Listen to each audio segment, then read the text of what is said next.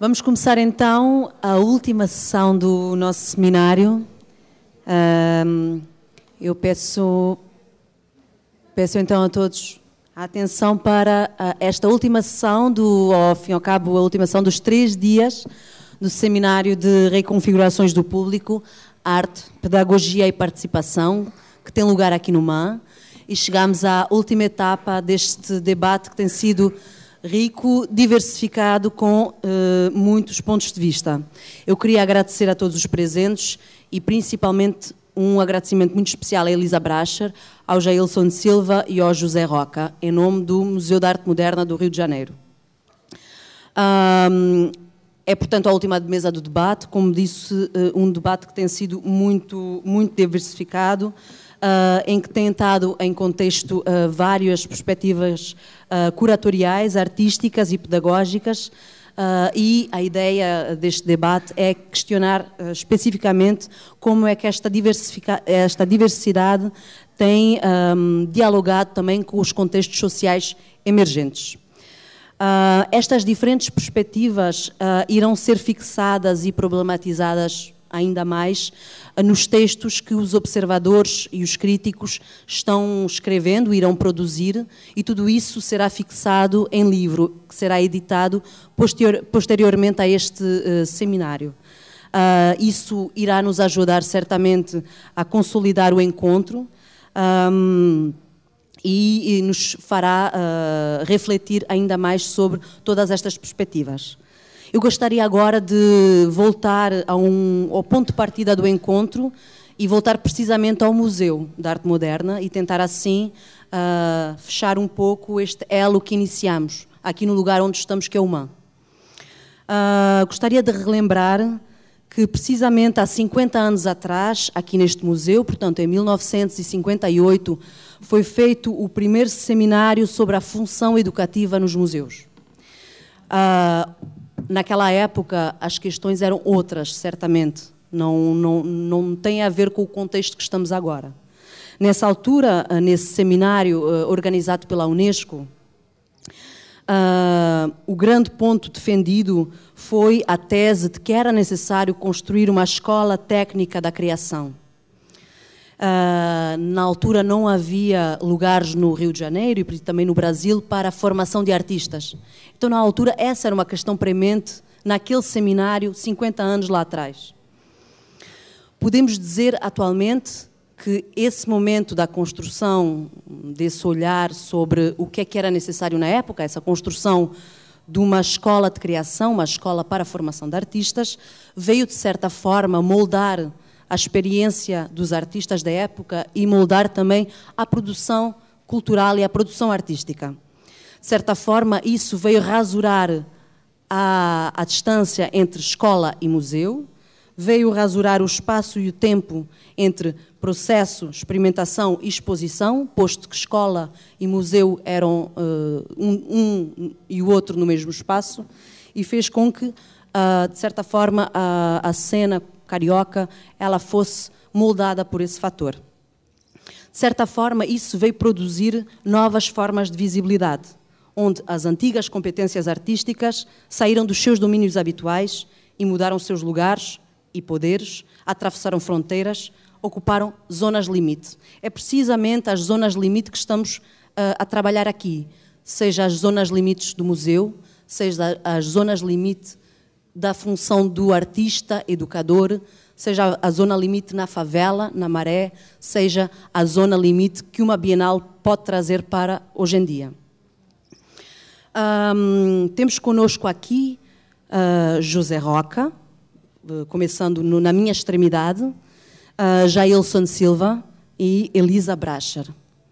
Eu vou começar pela Elisa Bracher, em que vou fazer uma pequena apresentação de cada um deles, e cada um irá falar cerca de 20 minutos, 20 a 25 minutos, e depois vamos abrir para o debate, que eu acho que é isso também que queremos fazer aqui todos.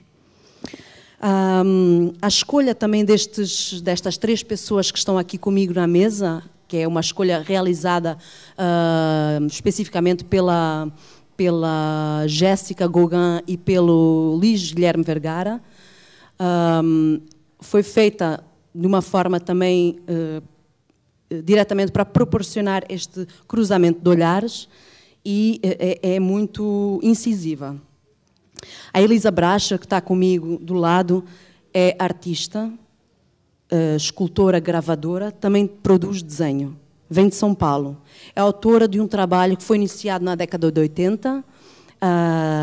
Desde isso, ela tem feito exposições em vários lugares, principalmente em São Paulo e no Rio de Janeiro, mas noutros lugares também, como, por exemplo, o Dragão do Mar em Fortaleza, aqui no Rio, no Paço Imperial, já há algum tempo. Atualmente ela tem uma exposição que eu convido todos a visitar, uma exposição aqui na Sala Monumental do MAN do Rio de Janeiro, que se chama Ponto Final Sem Pausas, uma instalação monumental, comissariada pelo Luís Camilo Osório, curador do MAN, em que ela trabalha as noções de peso, leveza e especificamente também a questão do objeto, não é? É para ela uma reflexão constante ao longo da sua obra. Essa exposição foi também um trabalho pedagógico para o MAN, e eu acho que isso é interessante frisar aqui, porque foi todo um trabalho de envolvimento também da própria equipa do MAN, de uma forma transformadora, que eu acho que é essa o acrescente que ela traz para os projetos. A Elisa Bracher tem, como disse, um trabalho também de gravura muito que vem trazendo ao longo do tempo e, em paralelo e sem contradição, ela dirige o Acaia. O Acaia é uma organização não governamental, uma organização criada em 1997 que recebe crianças e adolescentes carentes em São Paulo. Essa instituição que Elisa Bracher organiza e dirige colabora também com a Favela da Linha, em São Paulo. Favela da Linha porque é uma favela que se situa em São Paulo, na qual é atravessada por uma linha de trem. Esta instituição presta também assistência às famílias carenciadas. Então, o que a Elisa vai apresentar é precisamente uma reflexão sobre essa condição de artista e de educadora, de certa forma, ou de organizadora dessa instituição, e de como é que é essa relação dupla, dúbia, talvez, ela vai falar sobre isso, e problematizadora da relação entre artista e educadora. Eu vou passar a palavra a ela. Boa tarde. Eu vou rapidamente só falar, porque eu acho que precisava passar o filme primeiro, mas o filme é uma tentativa de mostrar como o que eu faço no Acaia e o que eu faço com as esculturas ou com as gravuras tem a mesma raiz. Então, embora o resultado aparente possa ser diferente, a raiz é exatamente a mesma.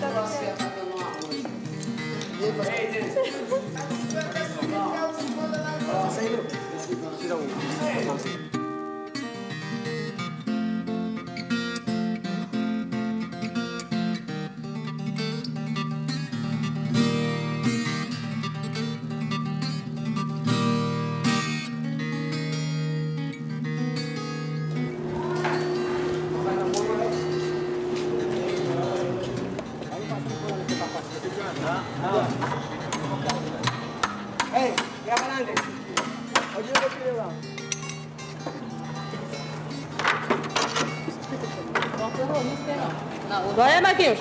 Mão na marcha. Vai ensinaria pros moleques se arrebentar lá. Ó, vai vendo como é que faz essa, vai pegando outro, montando pro canto lá, ó. É do meu palhaço, tem um monte lá em casa. Achou dele, já pecinha?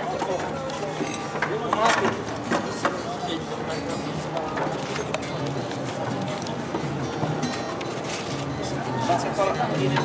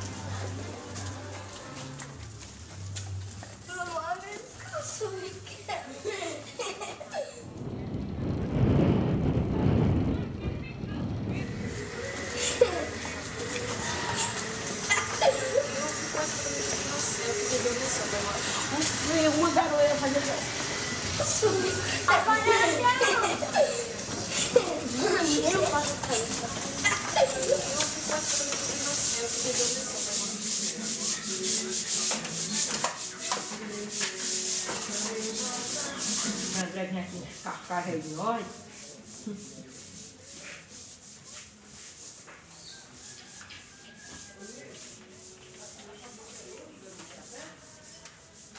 Ah, eu não sabia o tanto de cobre vai acabar nela, eu pensei que é fácil.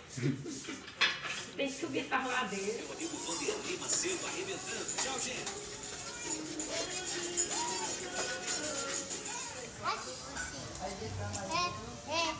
Só mel, né? Só mel que você tem.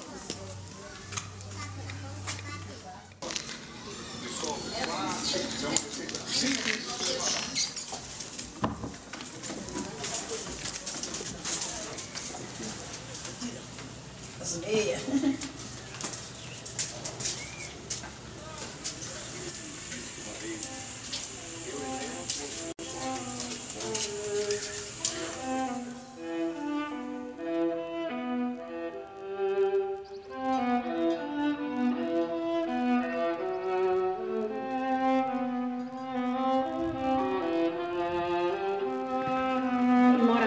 Mora em Caraíbas. Você onde é as Caraíbas? É, as Caraíbas, lá que ela mora. Ela conhece eu mesmo. É? Porque eu já estou velho, mas esqueço, minha filha. Mas ela gosta muito da senhora. Povo da Portaroeira. Marinha? Marinha, a mãe do filho que eu tô dizendo. Sim, era atordoada. Agora não, mas agora ela tá. Agora ela tá. Aqui que não deve mais tá. Na hora que chovia, caía eu e o marido na roça. E levava essa menininha desse tamanho aqui, eu já levava pra roça.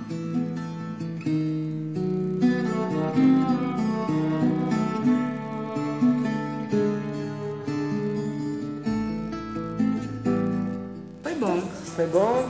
Ruim foi a volta dela. É? É. Sente falta dela? Sempre. Saudade dela e tudo, mas... É. Fazer o quê, né? Ela se acostuma aqui com a gente.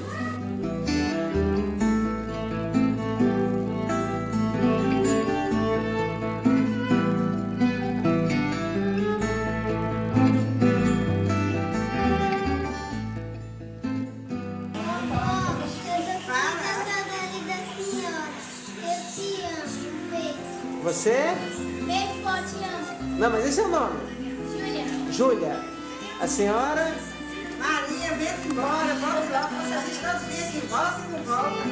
A senhora quer que Dona Maria volte? Volte, que ela volta, vem pra cá, mas ela disse que não vem, não, mas ela vem. E nós? Como é que fica sem Dona Maria lá? Ela vai, então passa um ano aqui, vai.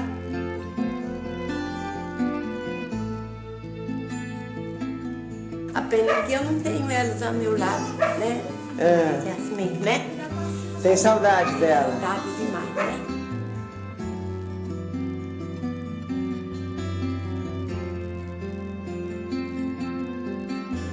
Preta, volte pra cá, contar aos seus pais, sua família. Seu prato ainda não quebrou não, por aqui a gente se ajeita.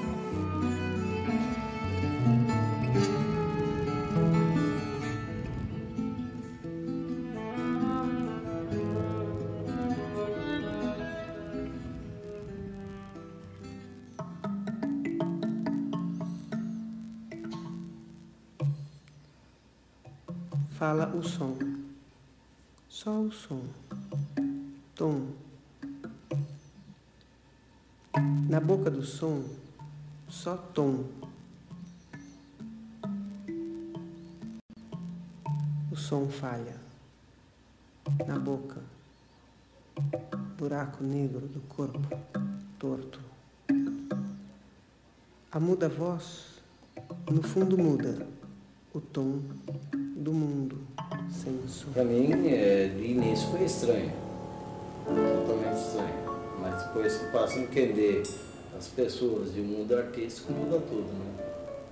Então eu venho observando as tuas obras do dia a dia, é isso que me ajuda a entender o seu mundo artístico. Seu João, e como é que foi levar essa exposição para o Rio? De início foi meio temeroso a coisa, porque eu nunca trabalhei desta forma. Para mim foi assustador. De certa forma foi, ainda mais sabendo que eu tinha que destrinchar tudo lá. Como é, Carlos, esse destrinchar essa coisa? O destrinchar é você distribuir o serviço e cada um fazer um detalhe e depois se fazer uma montagem final. Oculto canto do mundo, Mundo mudo, muda o tom, boca sem som, falta música. Som fala não falha, a fala falha. Nosso objetivo é fazer uma união entre a técnica e a arte. A arte tem outros parâmetros tão válidos quanto, tão reais quanto, que eles são até relegados simplesmente na técnica, até por facilidade de se conduzir aquilo que se espera da técnica. Quando você tenta fundir todas as condições de contorno da arte e da técnica, ela se torna uma coisa mais difícil. Então, você na hora de fazer aquela exposição no MAM e de procurar o equilíbrio daquela esfera, se você olhar só pela técnica, eu ia procurar alguns parâmetros geométricos que levassem ao equilíbrio. Eu teria que olhar o custo daquela exposição para ser o menor possível dentro do equilíbrio da esfera. E o objetivo daquilo, pela engenharia, começaria a não ter muito objetivo. Você ia me perguntar para que fazer aquela escultura. Então, se olhar só pelo lado da técnica, estaria falho aí qual que é o objetivo daquilo. E o objetivo daquilo, exatamente quem vai dar é a arte, que vai ser a tentativa de criar uma matéria. A matéria está lá, é uma esfera de chumbo. A outra matéria está lá, que são os cabos que a sustentam.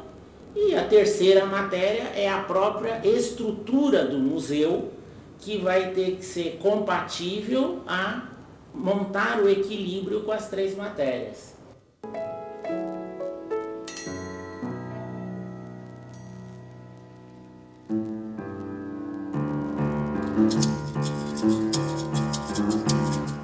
Rumo solto, polvo, baixo, fala opaca, corpo mole, som, não, fala, rumo, pouco, fala, vazio, torto, o corpo mole, mói a língua, todo sonso, reflete a forma, na fala, sem falha.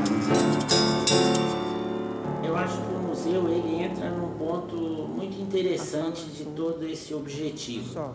Juntar esses dois objetivos, ao meu ver, a função é do museu, porque só lá que a técnica ficou ao lado da arte. A forma torta do corpo morto fala no fundo do canto. A boca torta, o mundo coxo, falta a música. A fala som não fala e falha, sempre falha a fala. Sou a forma.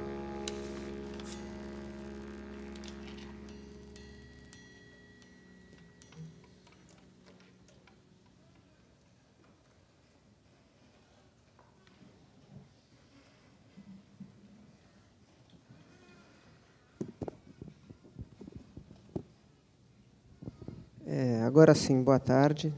Queria agradecer ao MAM o convite de me convidado para participar desse simpósio.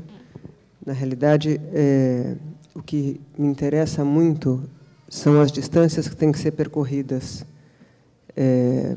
para você chegar até o museu ou para chegar até essa produção cultural da qual a gente está tratando aqui. Há 15 anos atrás, quando eu me mudei para o ateliê que eu ocupo hoje, eu convidei as crianças que perambulavam pela rua para frequentarem o ateliê nas tardes de quarta-feira. Naquela época eu tinha um espaço enorme, uma serra circular, algumas ferramentas, martelo, alicate, serrote, e um senhor marceneiro que, em troca de poder trabalhar lá os seus serviços, ficava ali, ocupava o lugar e me ajudava no que eu precisasse.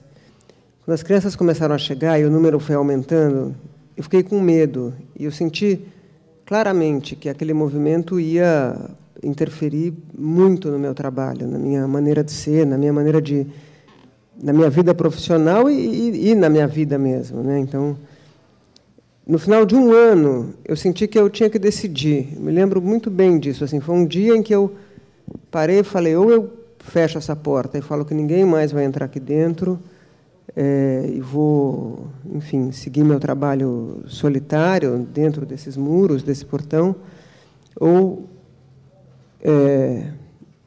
não sei o que vai acontecer. Enfim, a gente vai tocar com essas crianças.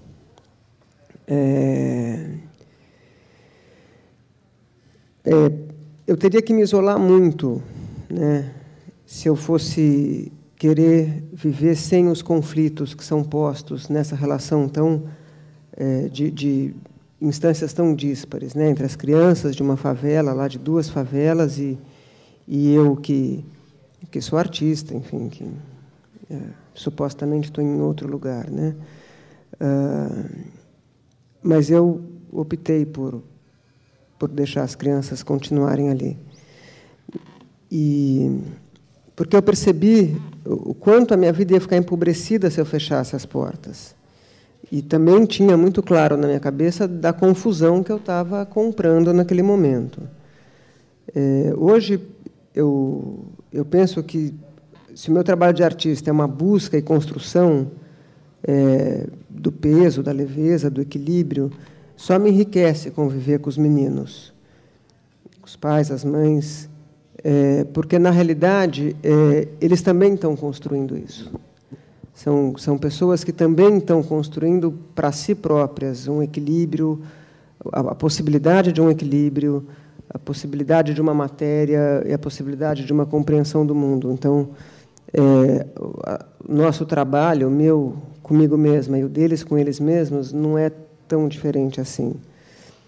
O ateliê fica numa área da cidade que, na época, era completamente ocupada por galpões que armazenavam produtos do CEAGESP. O CEAGESP é o grande entreposto alimentício da cidade. E lá que estão as 2 favelas, lá perto. O ateliê e as esculturas cresceram. Foi nesse lugar que fiz as primeiras esculturas públicas de madeira, e também é lá que, hoje em dia, 300 crianças, jovens e adultos tentam construir-se internamente. Somos hoje uma instituição, uma ONG que recebe diariamente essas pessoas. Oferecemos vários cursos em modelo misto, entre ateliê aberto e grupos fechados.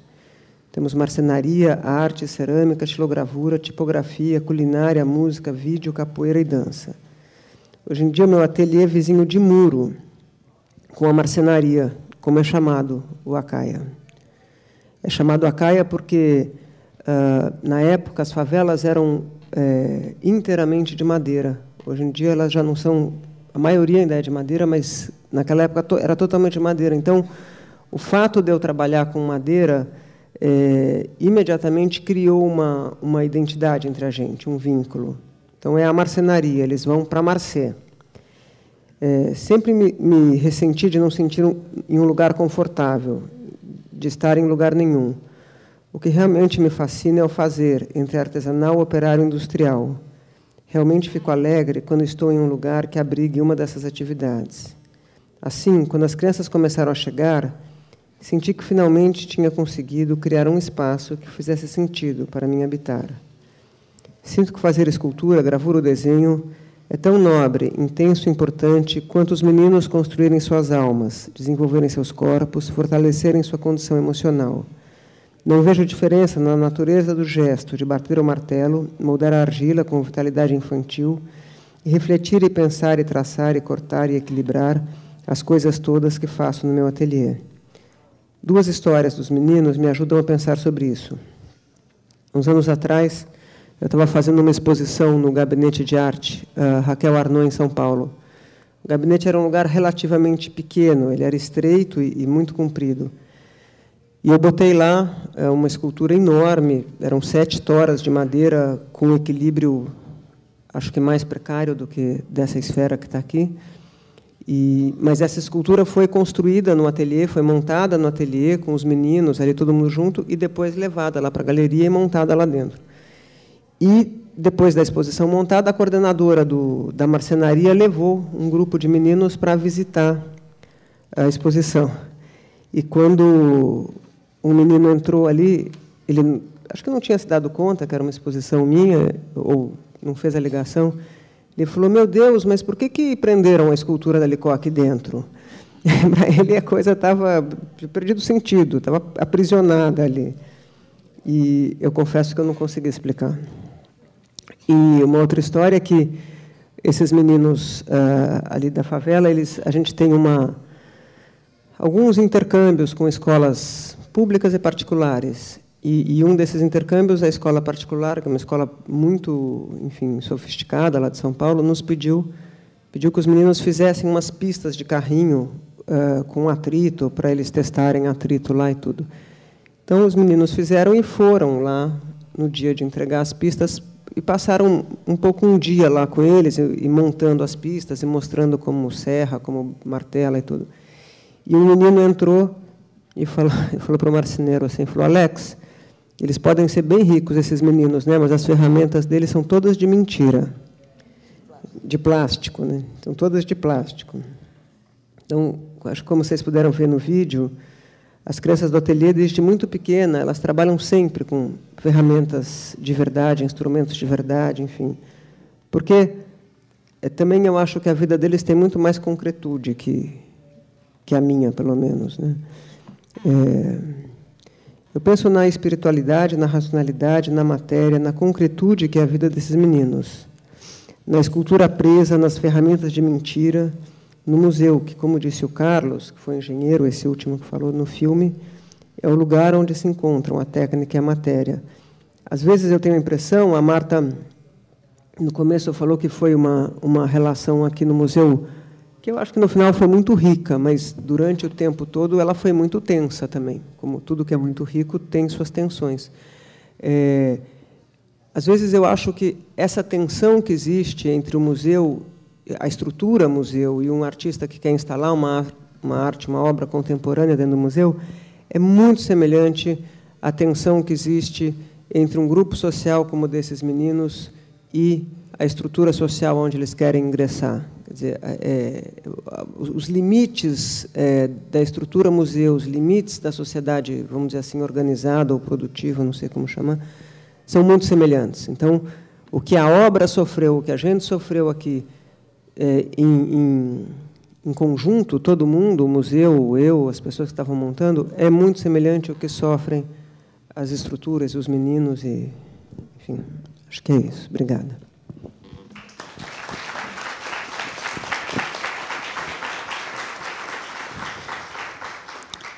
Muito obrigada, Elisa. De facto, esta imagem que a Elisa dá aqui no final, desta atenção tão igual, não é, com suas diferenças, do trabalho do museu e deste trabalho que a Elisa vem desenvolvendo junto dos meninos do Acaia, e como ela também junta logo estas imagens iniciais do trabalho dela com os homens, com os pedreiros, com os construtores, todas estas possibilidades de igualdade também do trabalho que ela vem desenvolvendo, e nos mostra como isto é tudo uma questão de tradução. Isto é de facto um ponto muito essencial da fala dela. Vamos passar agora para o Jailson, que vem também com um testemunho do mesmo contexto, portanto, daí a sequência. O Jailson Silva é carioca, e vou referir agora que ele vem do subúrbio de Praxe de Pina, porque a relação com o subúrbio é importante na vida dele. É formado em Geografia e com doutorado na PUC em Sociologia e Educação. Entre 1989 e 1995 morou no Complexo da Maré, e com esta região, esta localização da cidade do Rio de Janeiro, tem tido uma relação muito próxima e bastante empenhada. Transita entre periferia e centro, denominações que ele procura questionar, rasurar, problematizar nas suas reflexões sobre política social e urbana. Jailson Silva engajou-se no Observatório das Favelas desde 2011. O Observatório das Favelas, como? Desculpa. 2001, perdão. Portanto, já uma instituição com algum lastro também.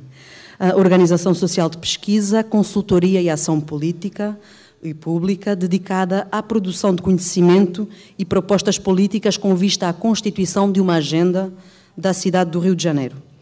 Há quem lhe chame intelectual da favela.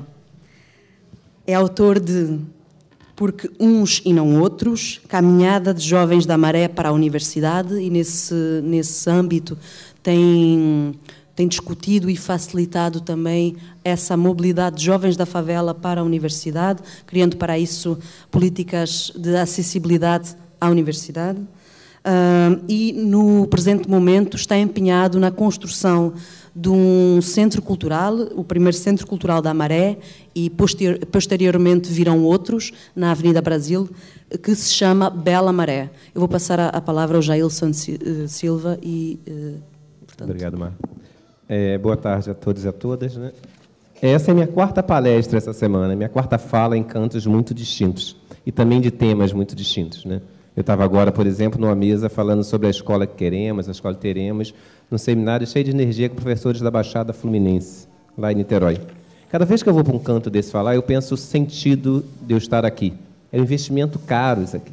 E seminários como esse dá muito trabalho, mobiliza muita gente, envolve muita gente, tem muita energia envolvida. Então, o desafio fundamental é de que forma, efetivamente, vocês que se mobilizam também para estar aqui, podem sair daqui com um sentido maior. Eu tenho 20 minutos para falar para vocês e teria muitas coisas para a gente discutir aqui, mas o que minha maior preocupação nesse momento é tentar desnaturalizar algumas questões. Primeiro, minha primeira preocupação é falar devagar, senão vou enlouquecer certamente lá os intérpretes. A segunda preocupação fundamental é trazer algumas teses para vocês que permitam, em primeiro lugar, situar de onde eu venho e qual o sentido da minha fala. E também permitam desnaturalizar algumas proposições e, para isso, construir o projeto de cidade que foi levantado aqui pela Marta. Na forma como foi apresentado, existe um forte ponto de contato com a maioria, a imensa maioria de vocês aqui. Nesse sentido, eu sou o mesmo também. Eu sou professor da universidade, eu sou doutor, eu tenho um discurso específico de domínio acadêmico, intelectual, livros publicados. Ao mesmo tempo, eu sou o filho de imigrantes nordestinos, eu morei a vida inteira na periferia, onde eu morava até os 11 anos, hoje é a favela do Quitungo, ou o conjunto do Quitungo. Morei depois em Irajá, depois na Maré, e, nesse sentido, eu penso a cidade a partir desse lugar. Então, eu penso a cidade a partir de outras referências. E não é só um lugar intelectual para mim, é uma experiência existencial. Então, objetivamente, eu me vejo como uma pessoa marcada pelas minhas práticas de família nordestina, marcada pelas minhas experiências em áreas de saneamento, marcada pelos espaços marcados, por exemplo, por falta absoluta de equipamentos culturais. E isso vai construindo a minha caminhada e meu olhar sobre a cidade. Eu sou educador há 30 anos. Então, a partir daí, eu tive que construir um projeto de vida e um projeto de significação para a minha vida. E essas teses que eu quero conversar com vocês. Eu vou chegar a crianças carentes falada pela Marta, ou as famílias carenciadas. Certamente vamos chegar aí. Mas a crítica que eu vou fazer às famílias carentes, crianças carentes, famílias carenciadas, se sustenta, em primeiro lugar, numa concepção de cidade. A cidade que eu defendo, ela se sustenta em dois pressupostos fundamentais. A primeira dela é o direito e a legitimação e reconhecimento da diferença. Esse é o grande legado que o século XX nos deixou. É o legado da luta das mulheres, dos índios, dos negros, dos homossexuais, dos indígenas, das crianças, e movimentos em torno das crianças, para reconhecer dos deficientes físicos e um conjunto de atores que tem que ser reconhecida na sua dimensão particular. É o espaço do mesmo. É o espaço onde eu quero ser visto na minha condição de intelectual da periferia, de filho de imigrantes, de mestiço, que me reconheço como negro, de estudante da escola pública e assim sucessivamente. Isso é o meu vínculo e meu reconhecimento na diferença e na minha condição também singular, subjetiva. Uma das coisas que eu achei mais extraordinária nesse país nos últimos anos, e talvez tenha sido pouco percebido, é o Estado agora nos autorizar a casar com a pessoa e não mais com gênero. Eu quero que chegue o momento, e acho que deve ser insuportável para alguns, que a gente tem, inclusive, o Estado não defina com quantas pessoas a gente queira casar. Objetivamente, se eu quiser casar com 2 homens, 3 mulheres, 5, isso é problema unicamente meu e moral meu, e se eu aguento. O Estado não tem o menor direito de definir isso. Então, tem um conjunto de questões que o Estado define para a gente e que a gente passa, muitas vezes, de barato. Então, para isso, eu tenho a concepção de sociedade que também sustenta no respeito absoluto à igualdade na dignidade humana. E esse é o grande legado dos séculos XIX, principalmente, mas que vem antes. A luta pela igualdade civil, pela igualdade política, pela igualdade social, pela igualdade econômica, que faz que a gente afirme hoje um projeto de dignidade que necessariamente é histórica. E que hoje a gente reconhece, inclusive os moradores das favelas, espanto, com direito à segurança pública. A gente tem até hoje movimentos que reconhecem que esse morador da favela ele tem o direito de não ter sua casa invadida, de não ter o BOP, por exemplo, lá, muitas vezes, transformando aquele território onde mora, por exemplo, na Maré, 25 mil habitantes quilômetros quadrados, em uma arena de guerra para matar os principais monstros da cidade. A cidade a gente vai construindo uma série de monstros. O principal deles, obviamente, são os traficantes de drogas. Temos muitos outros. Basta ver que nessa semana morreu um cinegrafista, o que é lamentável. Morreu um cinegrafista em Antares. E todos os jornais falavam do cinegrafista, da sua condição, e de 4 mortos. Não se deu nem os nomes desses 4 outros mortos. Eles não têm identidade, porque eles não merecem identidade, porque eles são vistos absolutamente como seres desumanizados. Então, existe uma concepção de percepção de território, cidade, política pública, que permite essa banalização da morte, em primeiro lugar, a transformação de um mecanismo de criminalização das drogas, do varejo, num território, que faz com que o território seja o espaço de guerra às drogas, que transforma a população desses espaços na população civil do exército inimigo, e essa população civil do exército inimigo, então, não merece contemplação, e faz com que a gente naturalize esse conceito sucessivo de violência na cidade. Para isso, então, para romper com isso, nós temos que ter uma concepção de ser humano. Eu não sei qual é a concepção de ser humano de vocês. A minha se sustenta em 4 dimensões básicas. É esse reconhecimento da condição singular, eu sou o Jailson, cada um aqui é único, cada um de nós aqui somos únicos, e por isso que a nossa vida vale tanto. Cada vida dessa que se perde é como a gente fala muito nas espécies que vão sendo extintas. Mas cada ser humano que se perde é uma tragédia profunda para a humanidade. Imaginar que nós temos 40 mil assassinados no Brasil, e principalmente jovens negros pobres, e mais de 30 mil mortos no trânsito, é um absurdo isso se tornar banal.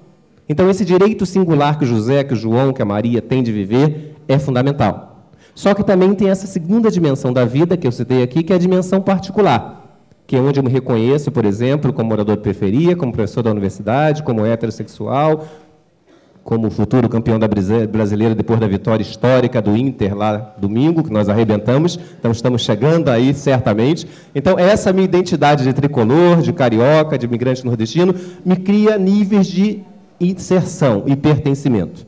O problema fundamental aqui no Rio é que quando a gente fica apenas nesses 2 níveis, a gente continua no nível do mesmo. Eu adoro dar o exemplo de uma médica, moradora da Barra da Tijuca, que se rebelou profundamente contra a ideia de se fazer um metrô da Barra da Tijuca ao aeroporto do Galeão. E por uma razão muito simples. Ela achava que ia se levar mais pobres para a Barra da Tijuca, que é o território dela. Ela é uma pessoa digna, cidadã, que odeia a violência, que defende fielmente seus direitos. E não acha que isso que está fazendo é violência alguma. Simplesmente ela quer viver com o mesmo, não quer viver com o outro. Não quer viver com aqueles diferentes, ou com os diferenciados de Higienópolis, né? Então, objetivamente, nós temos várias manifestações dessas diferenças. O desafio fundamental é ir além dela, e é atingir a condição humano-genérica, onde a gente se reconhece como parceiros de um mesmo planeta, de um mesmo mundo, de uma mesma espécie. E aí a gente se reconhece no outro e para de construir as hierarquias sociais e as distinções. E muitas vezes, nas manifestações de arte que a gente fala aqui, e aí por isso que é importante a gente romper com algumas estereotipias em relação às favelas, em relação aos seus moradores, quando a gente usa o termo, por exemplo, carente em relação a alguém, a gente está falando exatamente, estabelecendo as distinções e hierarquias com ele. Tem 3 definições que eu adoro em relação à favela.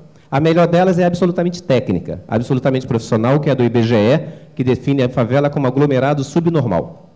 Eles não têm padrão de normalidade, não tem definição de normalidade. Eles só sabem o que é subnormal, o que é a favela.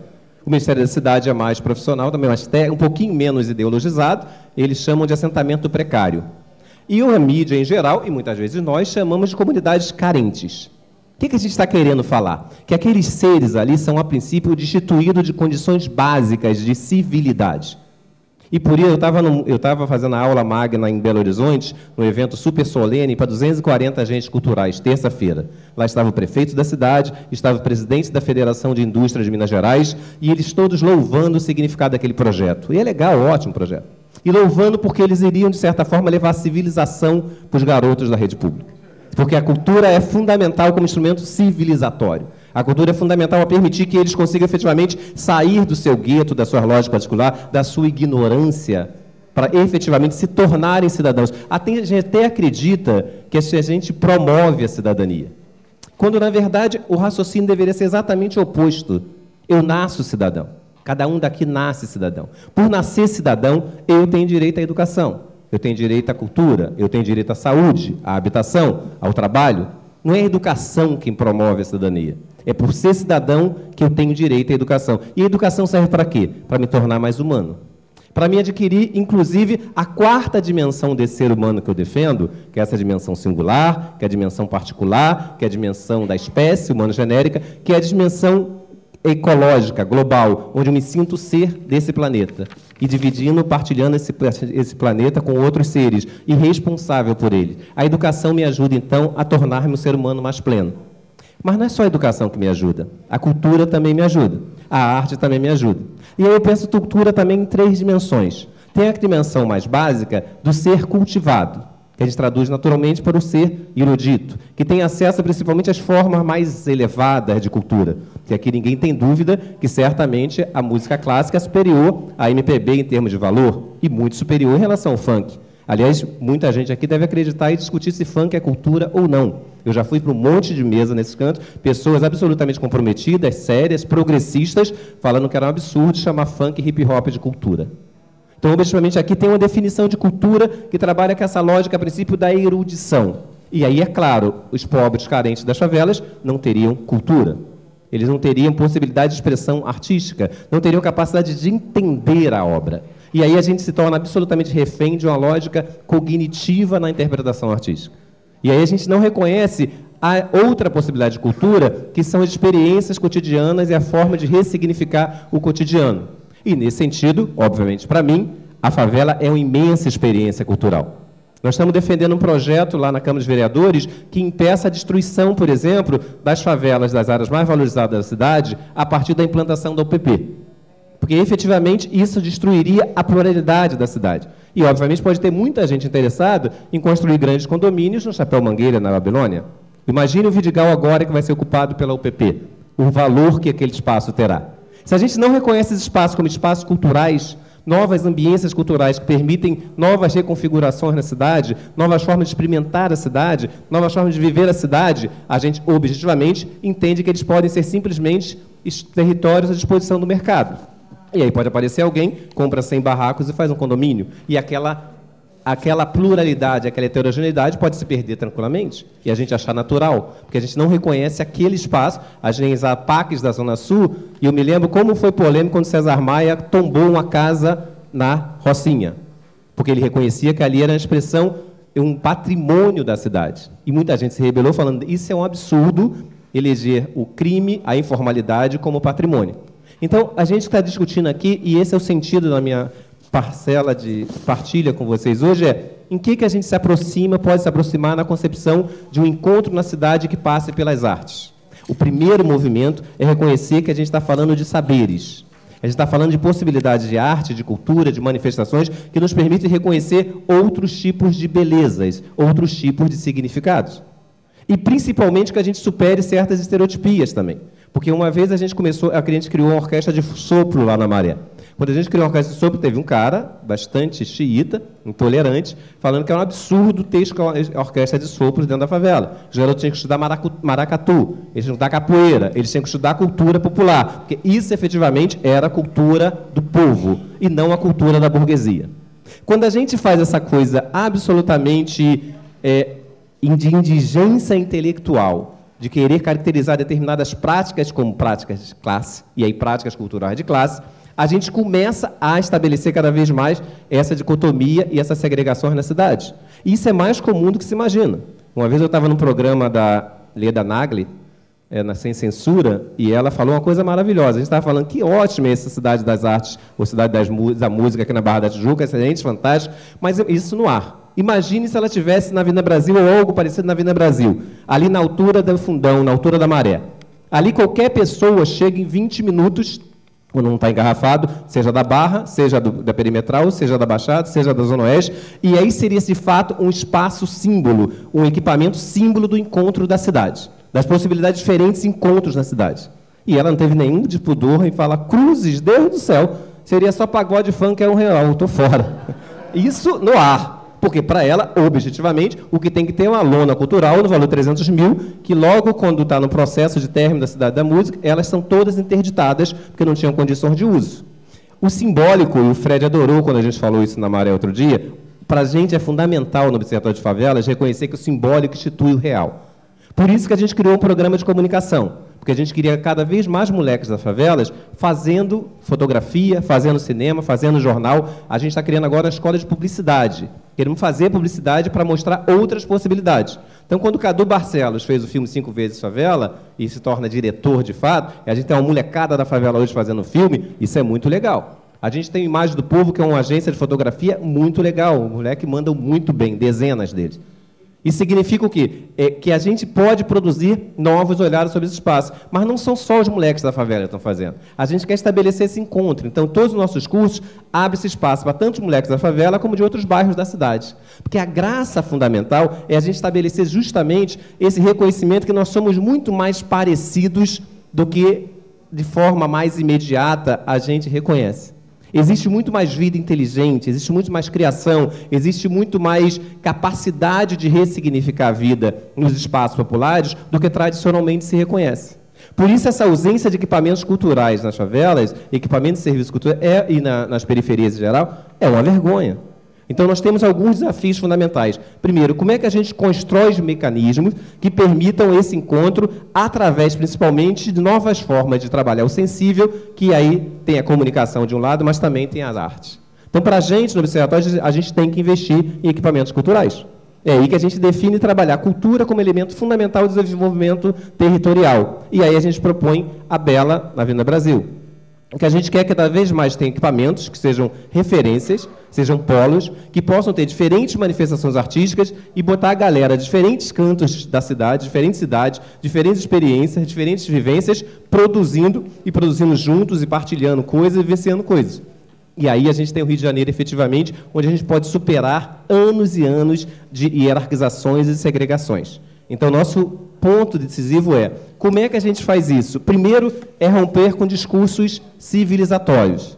Quando a gente chama comunidade carente, famílias carentes, crianças carentes, tudo o que se pressupõe é que a arte é simplesmente um instrumento para torná-las cidadãs.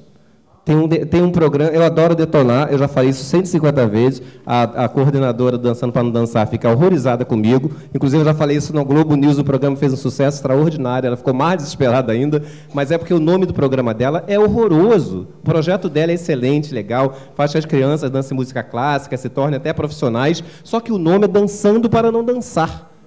Não tem coisa mais perversa que o nome desse, porque imagina só, cada um daqui tem filhos bonitinhos, legalzinhos, que dançam, cantam e vão desenvolver suas experiências artísticas em função de produzir significações para a sua vida, se humanizar cada vez mais, ter novas vivências estéticas. Agora, a neguinha da favela dança para não virar piranha, criminosa, etc. e tal. É perverso. Porque a lógica é que a arte para os pobres é simplesmente um instrumento para evitar que se tornem o que elas têm em potencial. São criminosas. Então, como o pobre é visto como potencialmente carente, incapaz, criminoso, vamos dar para ele arte. E aí é legal a condescendência. O que nós mais temos são projetos culturais, muitas vezes são projetos culturais absolutamente precários, que aí se centram só na percussão, não se sofisticam muitas vezes nenhuma manifestação em linguagem artística e a gente aplaude cheio de consciência tranquila. O desafio fundamental é criar arte com excelência em todos os espaços da cidade. É reconhecer as diferentes manifestações de excelência na arte e na educação, em outros cantos, em diferentes espaços da cidade. O desafio fundamental é ter uma polícia de segurança pública em todos os cantos da cidade. Vocês imaginam que absurdo é de 100 pessoas assassinadas no Rio de Janeiro, só uma é condenada? Para a gente na favela, e eu estou na favela todos os dias, é impensável que quando há um crime lá, alguém morre, que esse crime possa ser investigado. Quer dizer, não há segurança pública efetiva para todos, não há equipamentos culturais para todos. A escola na favela é marcada por um conjunto de precariedades em cima da estigmatização desse território. Então, nosso desafio fundamental, e eu quero concluir trabalhando isso com vocês, nós precisamos trabalhar manifestações artísticas que efetivamente permitam o reconhecimento das imensas possibilidades de cada ser humano.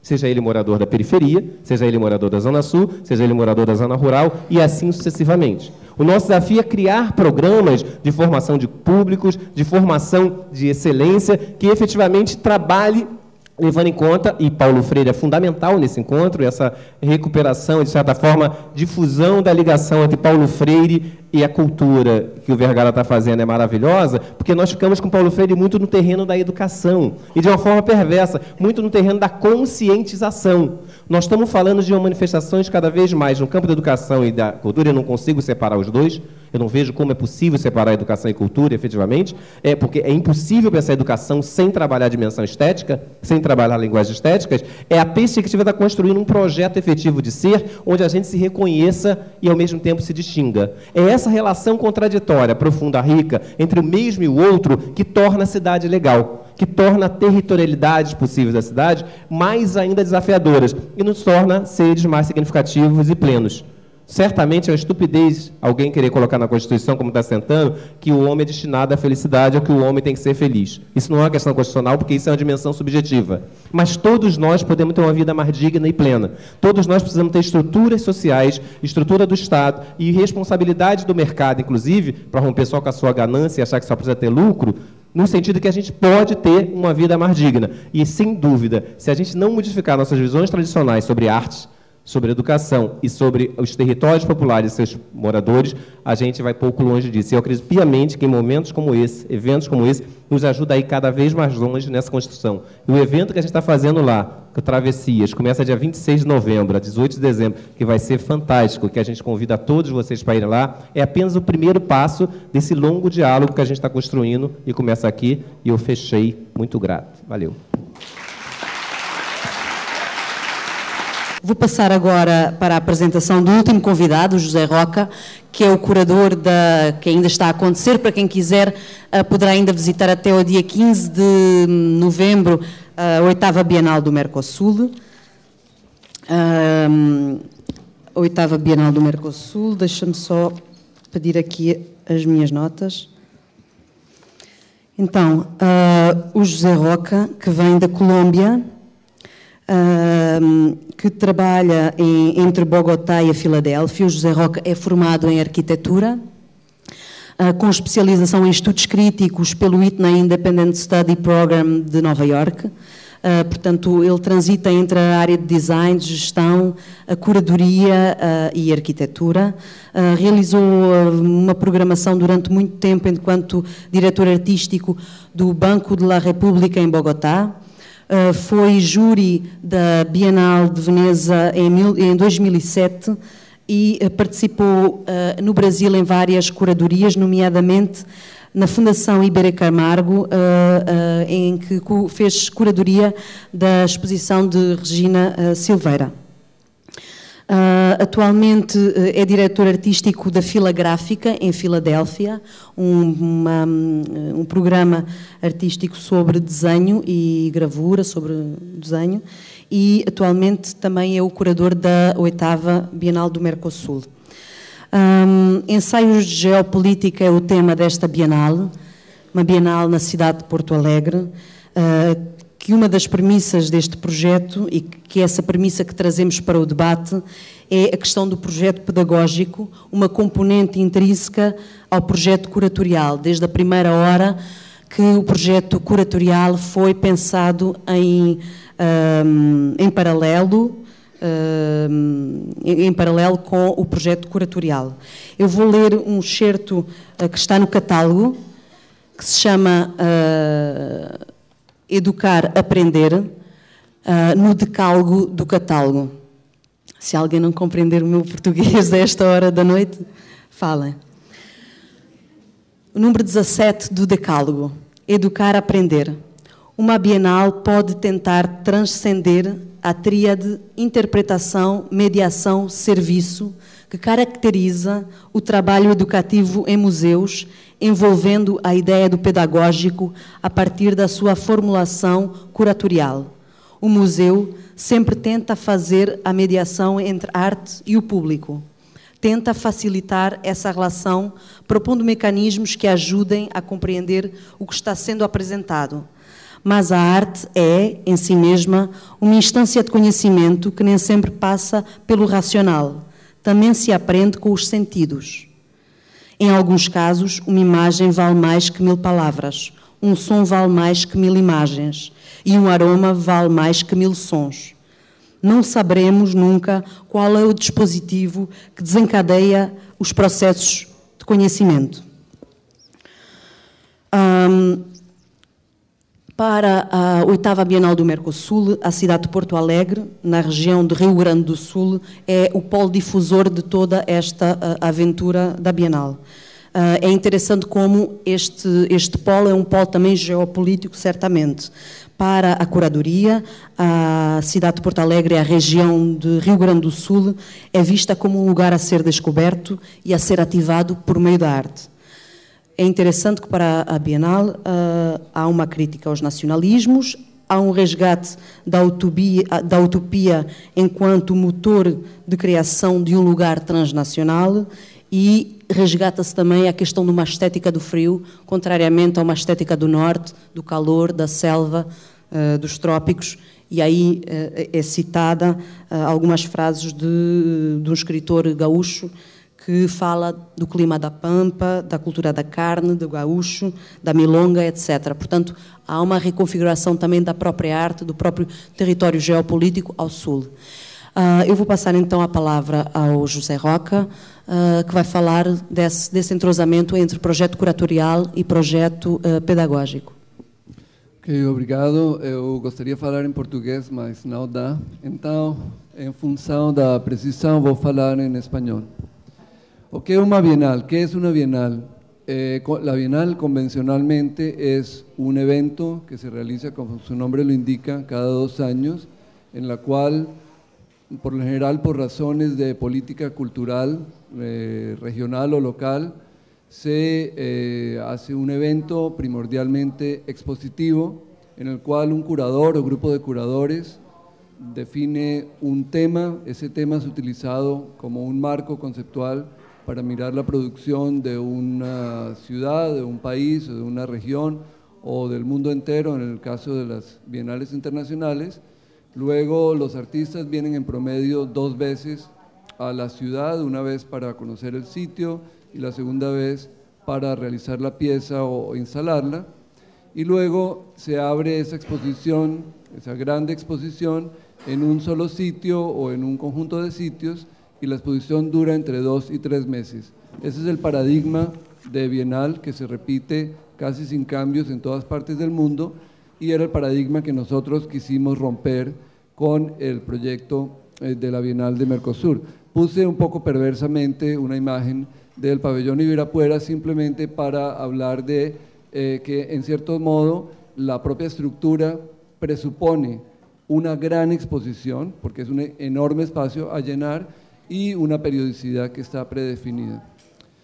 Pero entonces, si pensamos en la palabra bienal, tal vez allí radique parte del problema, del modelo, porque significa que es repetitiva cada 2 años, pero también que es discontinua.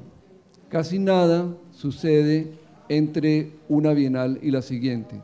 Las bienales se concentran en el modelo expositivo y cuando terminan hay una especie de depresión postbienal en las ciudades que las acogen, donde no pasa casi nada entre la realización de una versión y la otra. Lo que nosotros intentamos hacer con el proyecto para la Bienal, estoy poniendo estas imágenes de la profusión de bienales que hay tantas que ya hay una página web que habla del fenómeno bienal, ¿no? Y ahí, en esas que hay como 200, no están muchas otras que nosotros conocemos en el tercer mundo, en la periferia, porque ni siquiera están dentro del radar de las personas que están mapeando ese territorio de la bienalidad. Pero entonces, como decía, lo que intentamos nosotros romper es ese paradigma de una bienal concentrada en un sitio y en un momento, y tratamos de hacer una bienal que se extendiera en el tiempo y que se extendiera en el espacio.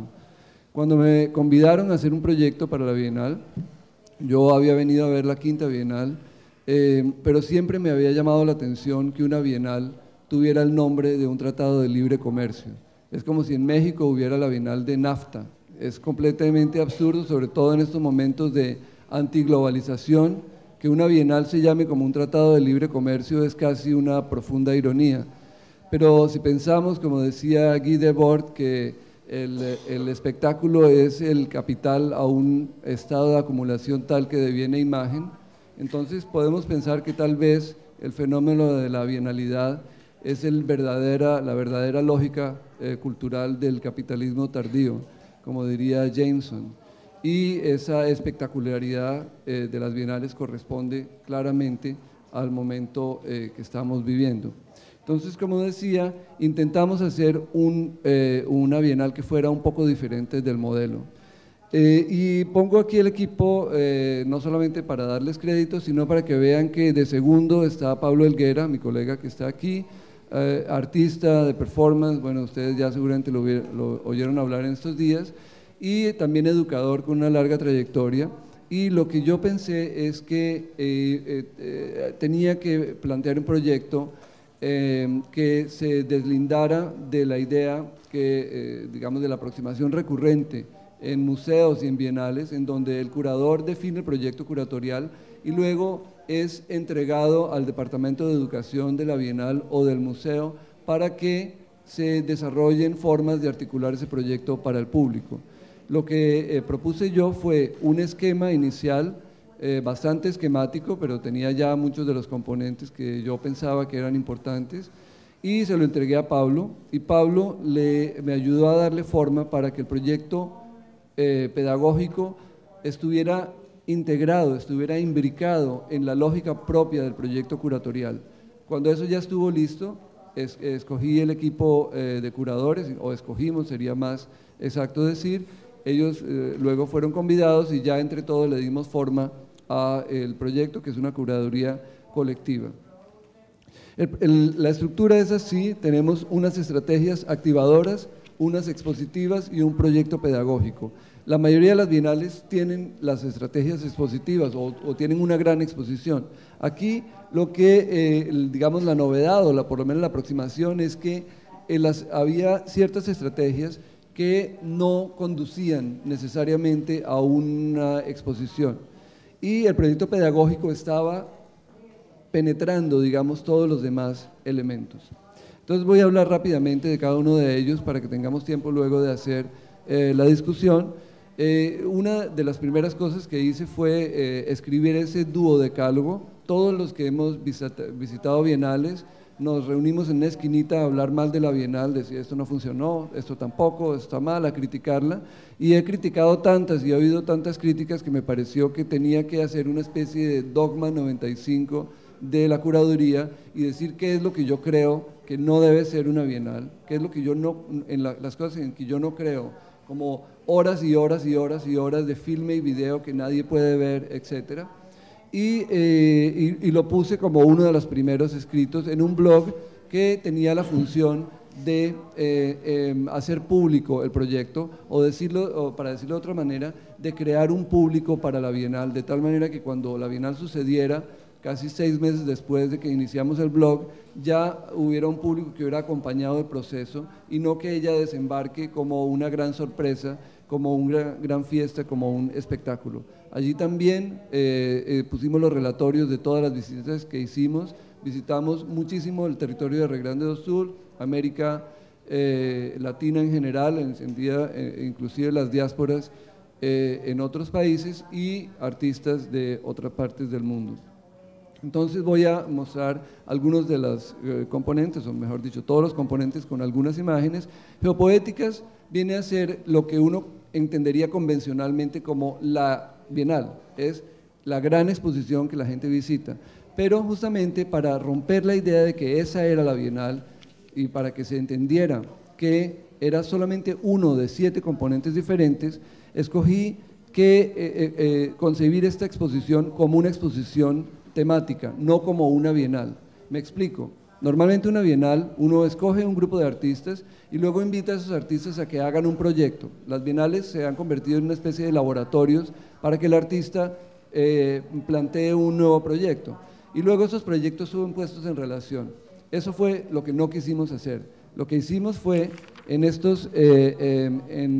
los galpones del Porto, en los cais do Porto, fue curar una exposición sobre el tema del territorio, entendido desde una perspectiva política, geográfica y cultural, escogiendo obras existentes en su mayoría y algunas obras nuevas o versiones nuevas de obras existentes, entendiendo que para un país del tercer mundo o digamos para una periferia de los centros del arte, porque Porto Alegre lo es como una periferia de una periferia, es lícito presentar obras que ya existen, puesto que no han sido vistas. Y para romper la idea de que una bienal es un sitio al cual uno va a ver lo más nuevo, porque lo más nuevo, mejor dicho, lo ya existente y lo ya visto puede ser nuevo para un contexto dado.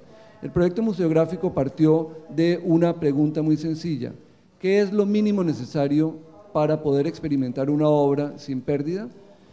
Básicamente, la museografía, digamos, la forma ideal de exhibir una obra es encerrarla en un cubo blanco o en una caja negra, si se trata de un video, para que esté completamente aislada de las demás obras. Pero al hacer eso, se niega cualquier posibilidad de diálogo.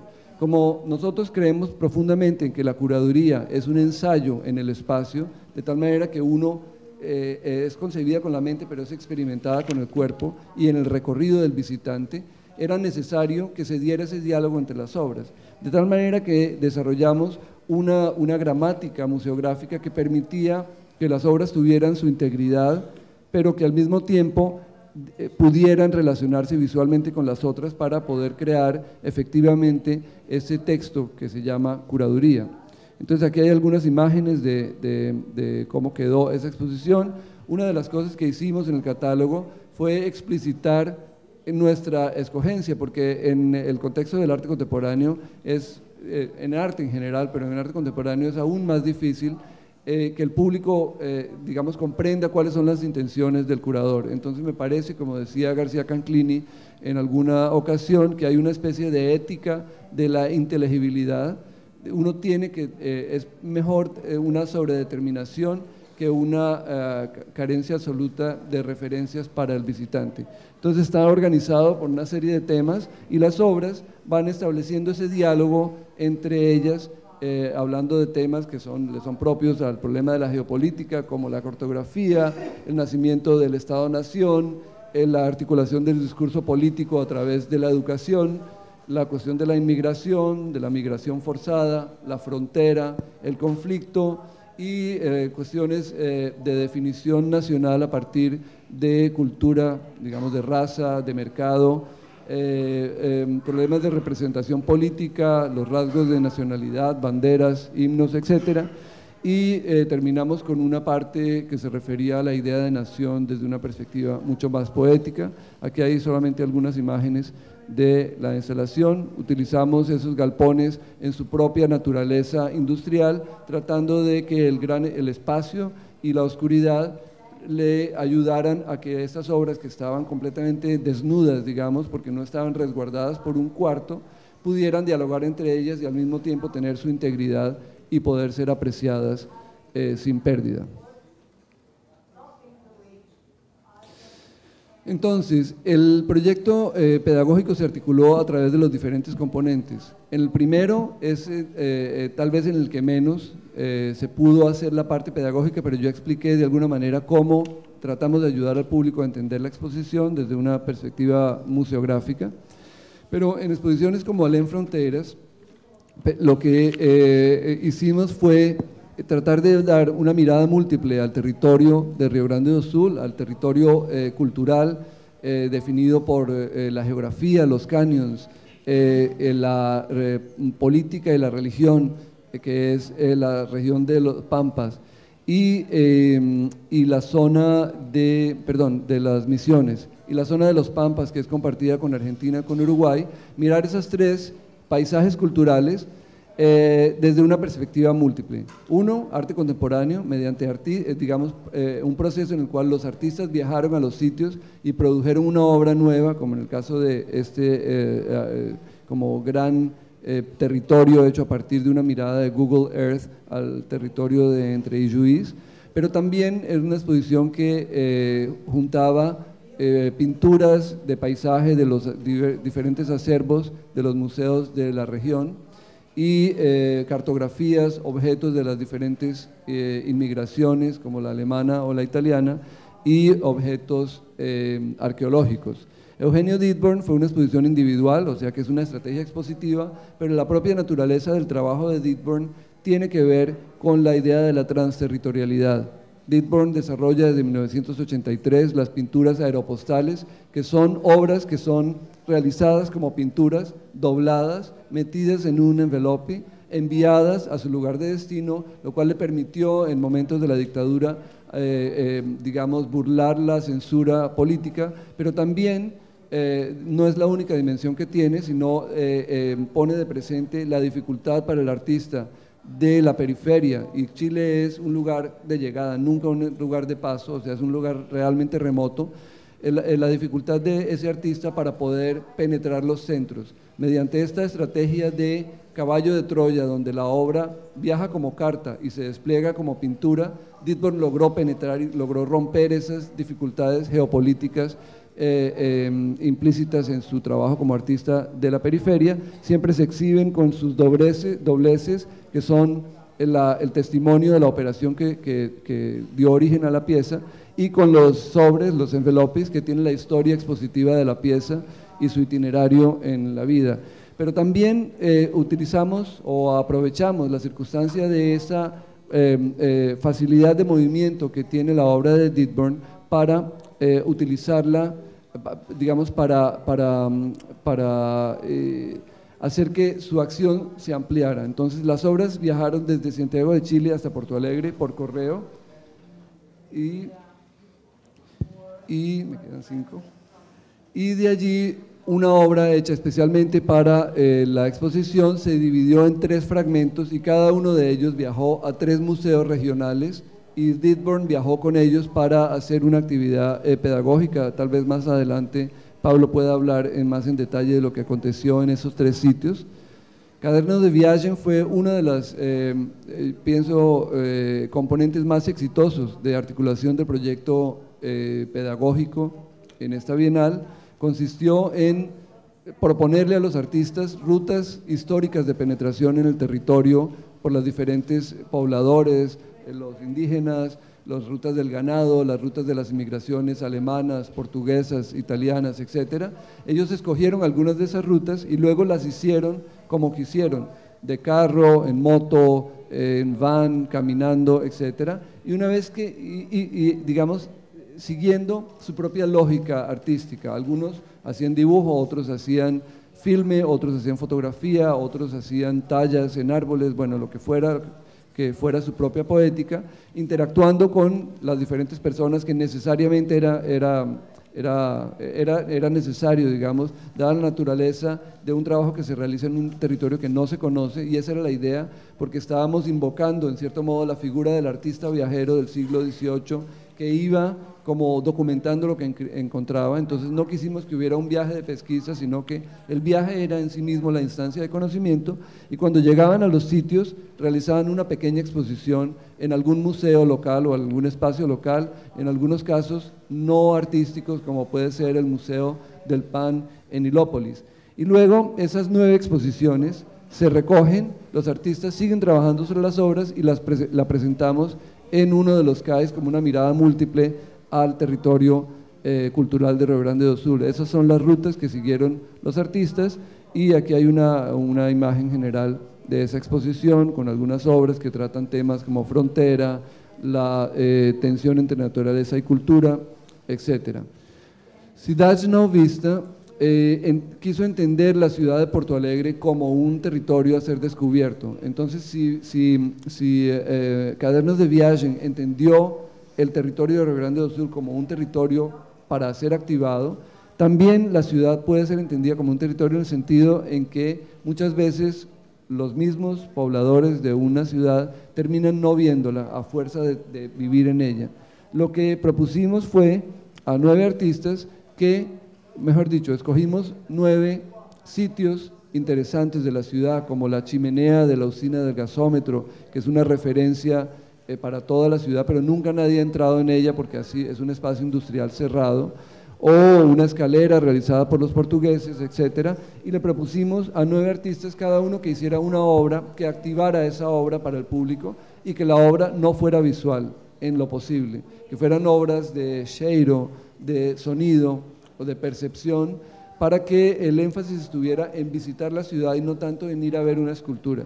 No siempre resultó así.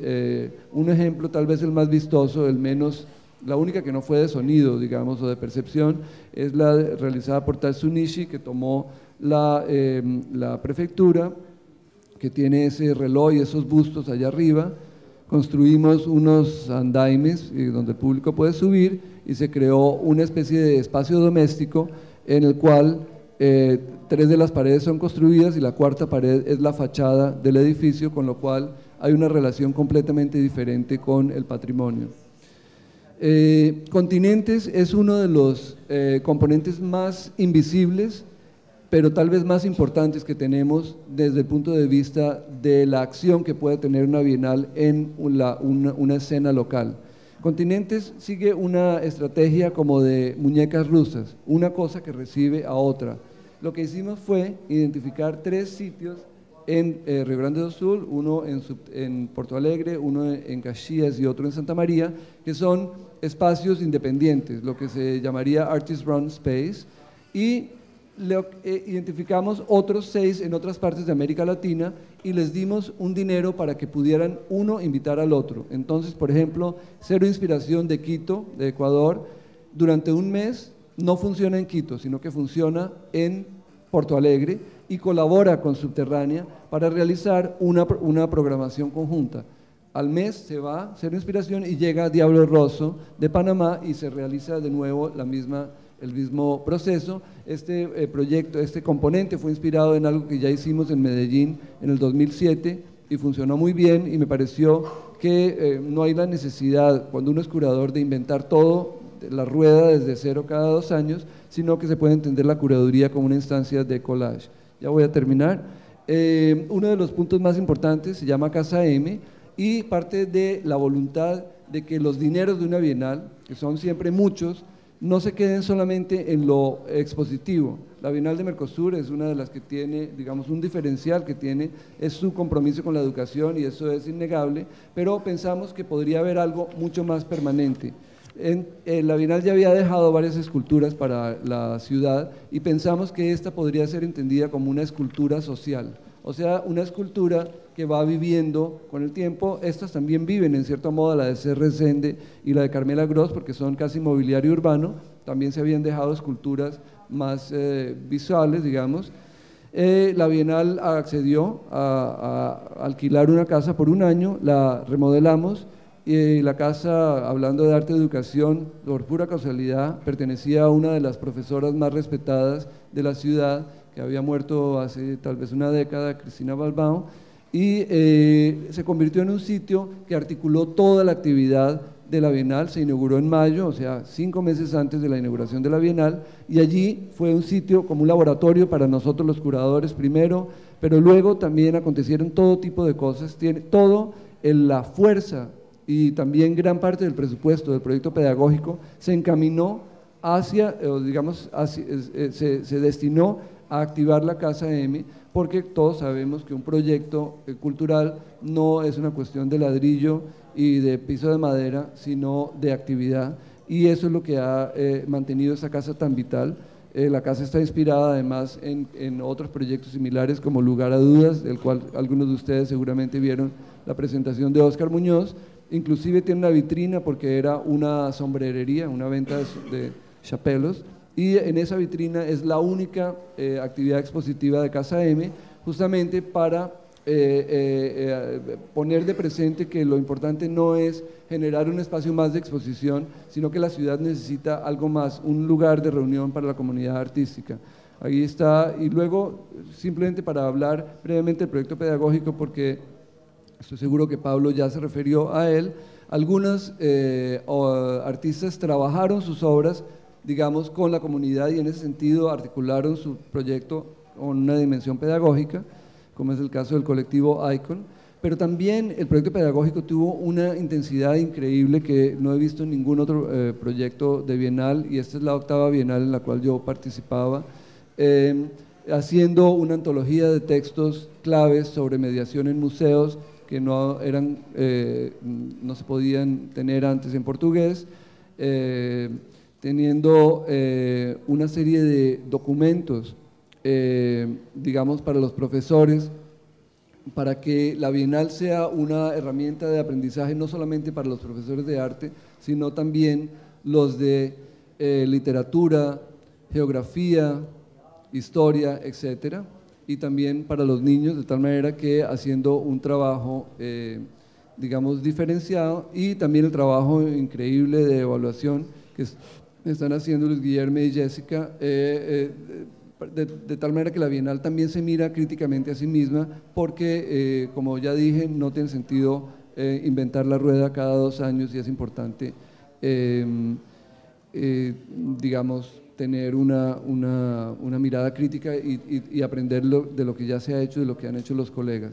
Esta es la última reunión de curadores y algunos amigos en la Casa M, es como la última cena, porque la Casa M se va a cerrar en diciembre, a menos de que haya un pequeño milagro y que haya alguien que quiera hacerlo. Aquí iba a presentar un proyecto, pero vamos a dejarlo así porque ya me pasé del tiempo. Esto lo encontré en estos días en la internet, una persona que dice hay que hacer algún tipo de movimiento social para que la Bienal reconsidere su decisión de cerrar la Casa M. Bueno, eso era todo lo que quería decirles, tal vez podemos ampliar un poco más en las preguntas. Gracias.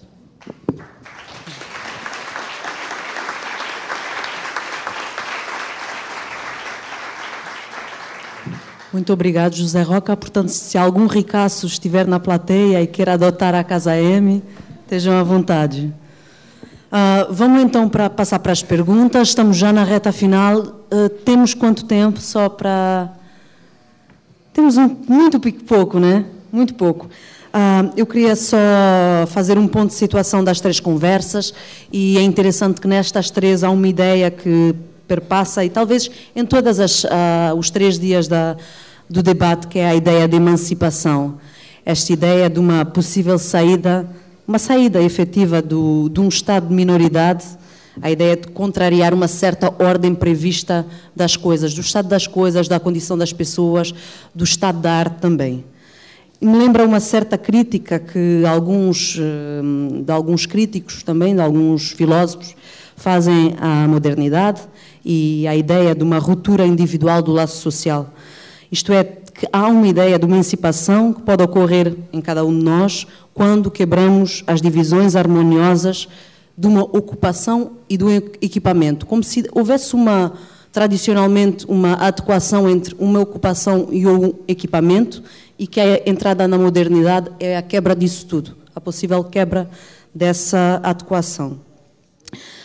Isso faz-me lembrar em muitas situações, por exemplo, quando no final do século XIX os proletários perdem as suas noites escrevendo poesia de engajamento, quando os artistas não são só artistas, são performers, músicos, DJs, quando neste museu se fez os Domingos da Criação, em que o museu virou um espaço outro, em que o Hélio desce da Mangueira e invade o museu, o Hélio Eticica aqui, quando se invade a Praça Tahrir, quando se invade a Praça de Wall Street, etc. Quando, como disse o Jailson, as pessoas já podem casar não só com géneros, mas com pessoas, etc., etc. Portanto, são essas desadequações entre ocupações e equipamentos.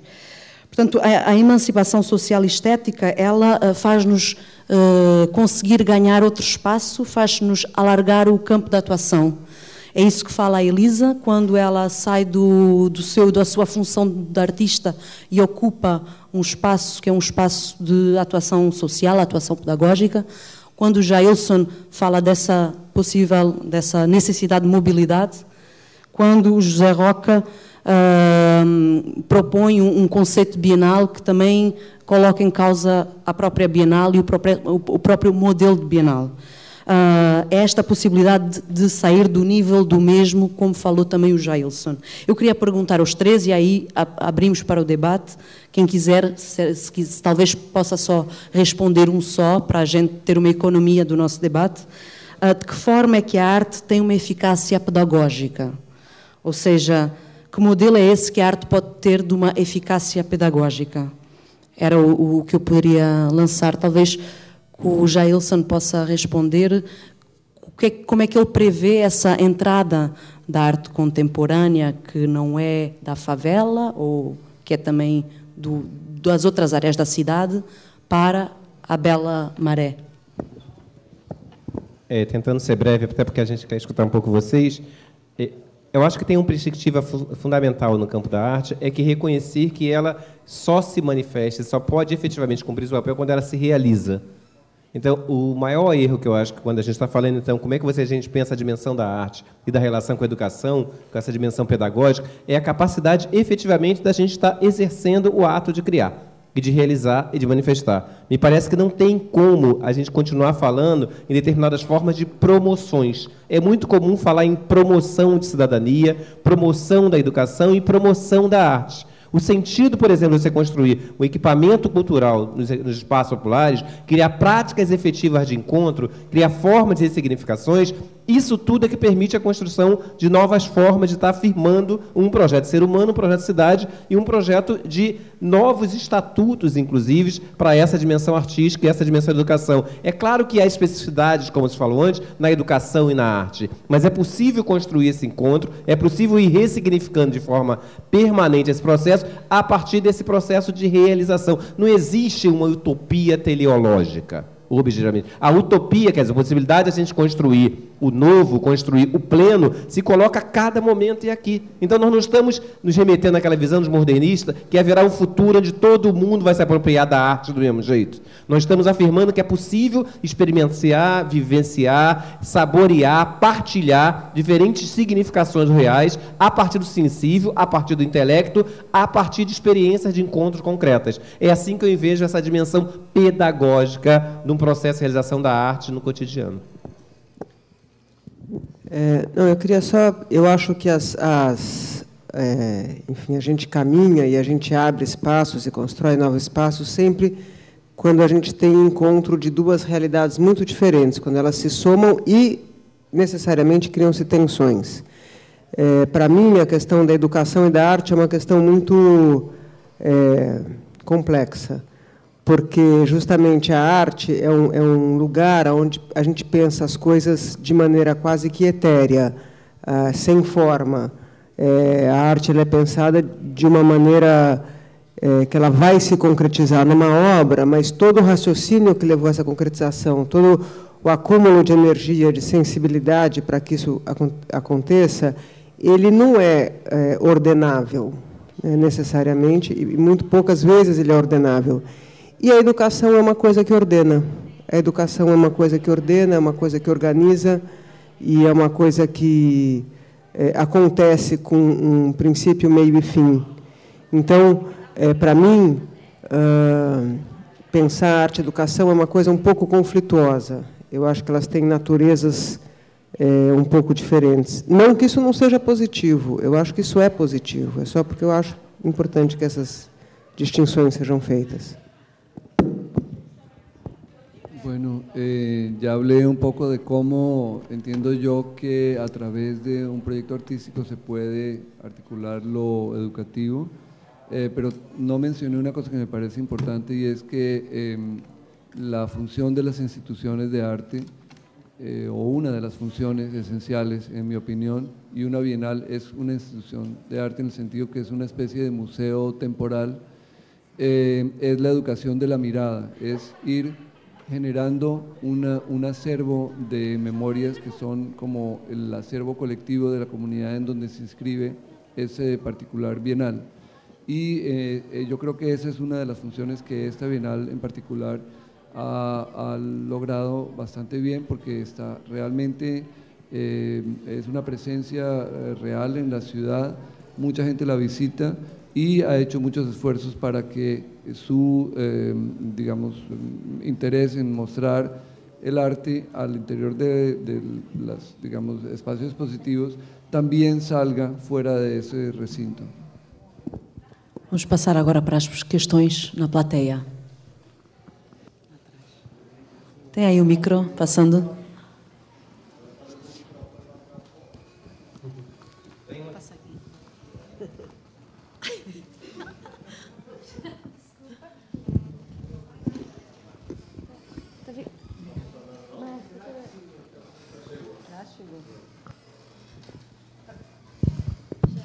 O microfone foi dar uma passeada.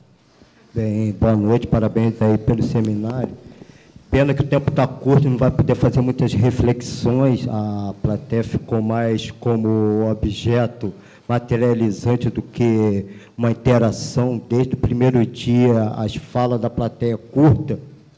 Eu vou diretamente às perguntas, aí para o núcleo experimental e também para a mesa, principalmente o pessoal da Bienal. É o seguinte, qual é a proposição que vocês estão fazendo para ter a sinergia hoje em dia entre os atores invisíveis, e parabéns, Jair, isso aí, da periferia, já que nós sabemos muito bem que a cultura ocidental impôs modelos estratificados, não adiantamos agora a gente ficar em utopia, achar que vamos revolucionar, que não vai, a sociedade tem uma estratificação, tanto se é verdade que quem manda é o mercado, tudo que é feito de saber dentro das periferias se transforma antropofagicamente, eles mastigam e transformam numa mercadoria. Basta ver, hoje em dia, a Mangueira tem o Centro Cultural Cartola lá, produz coisa exportada, a Rocinha tem sua cooperativa, exporta esse material. Então, qual é a proposta que vocês têm de fazer essa sinergia? Levar...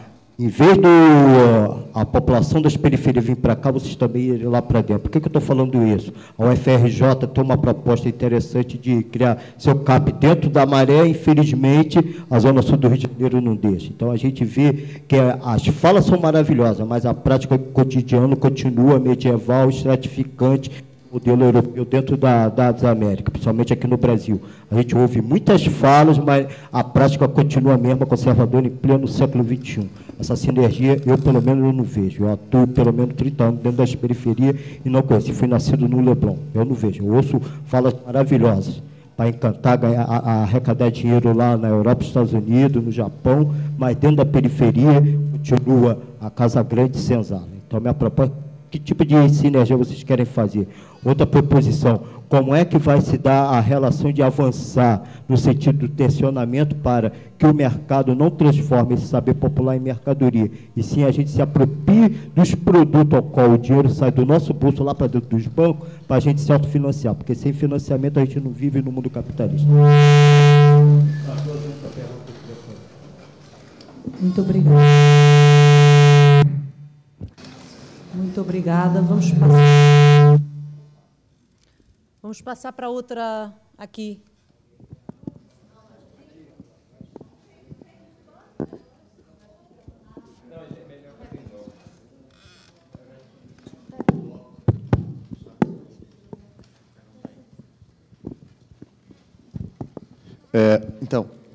O que eu achei interessante nessa mesa foi o fato de juntar três pensamentos sobre espaço, né? Você coloca numa mesa uma escultora, um geógrafo e um arquiteto, e eu acho que foram três concepções, o ponto de partida da reflexão dos três foi essa discussão de espaço, né? Essa coisa dos espaços não somente físicos, mas desses espaços de encontro, e que, a partir desses espaços, a gente tem esses encontros e essas problematizações a partir disso.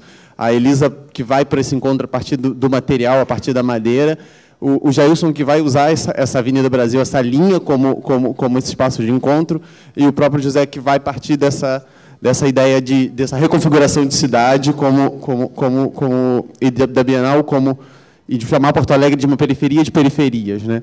Ao mesmo tempo, a partir dessas três ações, dessas três reflexões, dos encontros da Elisa, dos encontros do Jailson, a partir dessas intervenções na Maré, e dessa reflexão e do deslocamento da cidade que passa a ser centro de todo um pensamento de um local inventado, né, esse local de mercado, esse local do Mercosul. Você tem esses deslocamentos entre centro e periferia, isso que a gente vai colocar a partir do momento em que você vai para a escultura, ou você usa a Avenida Brasil como espaço de discussão poética, você tem esse deslocamento, isso passa a ser centro. Eu queria que vocês falassem um pouco mais sobre essa lógica desse espaço que se desloca, né, que deixa de ser, em determinado momento, periferia e centro. Qual é o limite desse processo onde você tem esse tensionamento entre, a partir de agora, isso vira centro, isso vira periferia, e aprofundar um pouco mais esse problema. Vamos mais uma questão, duas questões, uma questão.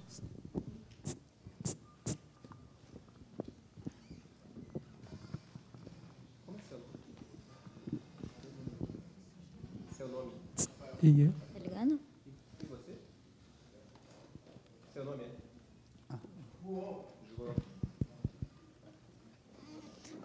Boa noite, meu nome é Diana, parabéns à mesa.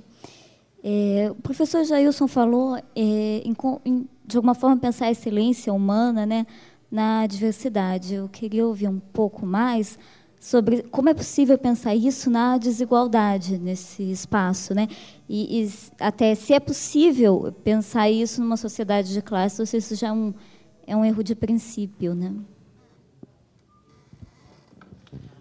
Eu vou só avisar que a Elisa Bracher ainda tem que ir hoje para São Paulo. Então, se alguém tiver ainda uma questão, que coloca agora e a gente fecha e eles fazem as respostas. Tá bom. Estás liberado. Então, vamos para as respostas. Eu queria só falar rapidinho, só porque eu vou embora, mas, enfim, isso não significa que precisa acabar tudo também, né? Não. Mas, quanto à primeira questão, eu acho que tem muitas questões aí, né? E muitas questões muito profundas, que estão misturadas na sua fala. Então, eu acho que existe uma questão básica e fundamental que determina muitas coisas, que é a ausência do Estado em alguns espaços públicos, né? Essa ausência do Estado gera uma série de questões. Então, de fato, quando você tem uma ausência total do Estado, as pessoas acabam trabalhando com a melhor opção. Não é com o que seria idealmente melhor, mas é com a melhor opção, né? Só porque... Agora, quanto à sua questão, eu acho que eu não acredito que as coisas deixem de ser centro, que tudo vai ser centro, que eu acho que sempre haverá centro e periferia, que são características muito diferentes, mesmo geograficamente, o que é entrada de cidade, o que é centro no sentido geográfico, o que é borda, o que é via de acesso, o que é... Acho que todas essas coisas também acabam determinando um uso. E acho que, na verdade, na minha cabeça, pelo menos, o ideal seria que os espaços conseguissem produzir as culturas próprias de cada espaço. Quer dizer, que a gente não... Eu acho um horror quando se pensa um programa único para uma cidade inteira ou para um estado inteiro, porque, de fato, numa só cidade, quer dizer, eu conheço muito bem São Paulo, mas no Rio de Janeiro certamente também tem, e no interior também, nas cidades, você tem muitas realidades diferentes, e cada realidade vai produzir a sua cultura. Isso é que vai ser rico, né? Vai fazer com que você se movimente pela cidade. Só. Obrigada, boa noite.